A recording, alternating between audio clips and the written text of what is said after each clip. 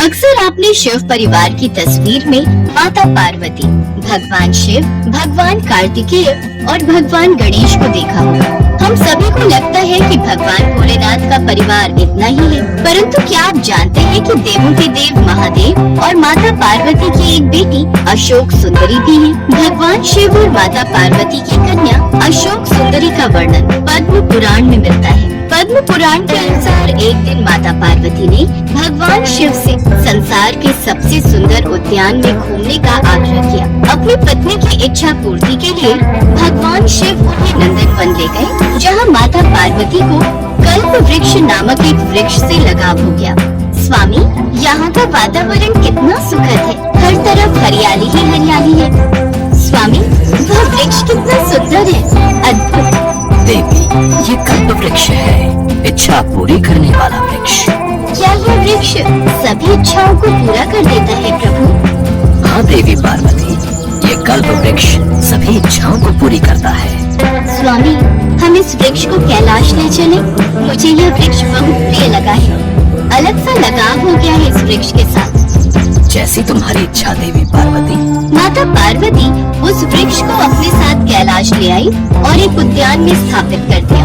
एक दिन माता पार्वती अकेले ही अपने उद्यान में भ्रमण कर रही थी। भगवान भोलेनाथ अपने ध्यान में लीन थे। माता पार्वती को अकेलापन महसूस होने लगा। अकेले बिल्कुल भी मन नहीं लगता। कार्तिकेय और गणेश भी अपने अपने कार्यों में व्यस्त रहते हैं। भगवान भोलेनाथ तपस्या में लीन है। अपना अकेलापन दूर करने के लिए मैं क्या करूं? काश मेरी एक पुत्री होती जिससे मैं ढेर सारी बातें करती, पर मेरी इच्छा कैसे पूरी होगी? तभी माता पार्वती को भगवान भोलेनाथ की कही हुई बात याद आई। महादेव ने कहा था कि यह कल्प वृक्ष सभी इच्छाओं को पूरा करने वाला है। यदि मैं इस कल्प वृक्ष से अपने लिए एक पुत्री मांगूं, तो क्या यह मेरी इच्छा को पूरा करेगा? माता पार्वती ने कल्प वृक्ष के समीप बैठकर एक पुत्री की इच्छा व्यक्त की। चूँकि कल्प वृक्ष मनोकामना पूर्ति करने वाला वृक्ष था, इसलिए उसने तुरंत ही माता पार्वती की इच्छा पूरी कर दी, जिसके फलस्वरूप उन्हें एक सुंदर कन्या मिली। वह दिव्य कन्या देखने में बहुत सुंदर थी। माता पार्वती ने उस सुंदर कन्या को अशोक सुंदरी कहकर पुकारा।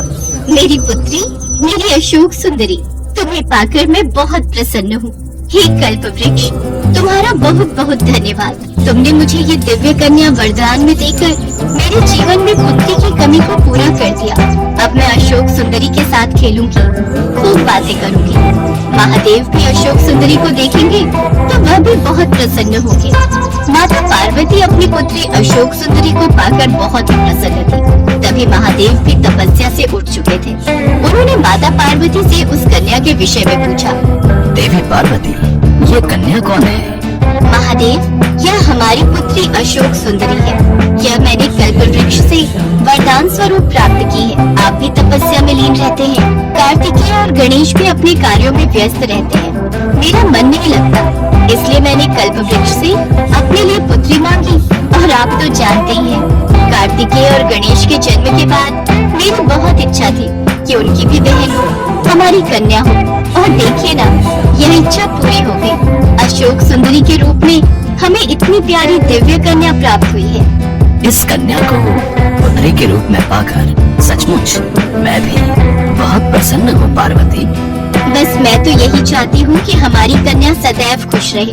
मैं अशोक सुंदरी को वरदान देती हूँ कि जब हमारी पुत्री बड़ी होगी तो इसका विवाह देवराज इंद्र जितने शक्तिशाली युवक से होगा, जो महान शक्तिशाली होगा और जो असुरों का संहार करेगा।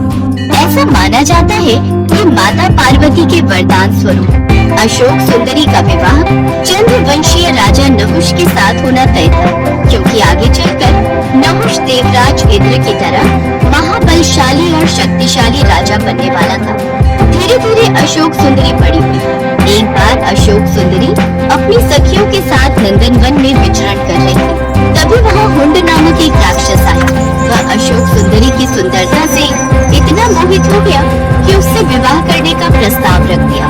मैं तुमसे विवाह नहीं कर सकती, क्योंकि मेरी माताजी ने मुझे बचपन में ही वरदान दिया था, जिसके फलस्वरूप पहले ही मेरे वर का चुनाव हो चुका है। मेरा विवाह नहुष के साथ होना तय है। यदि ऐसी बात है तो मैं नहुष का वध कर दूंगा।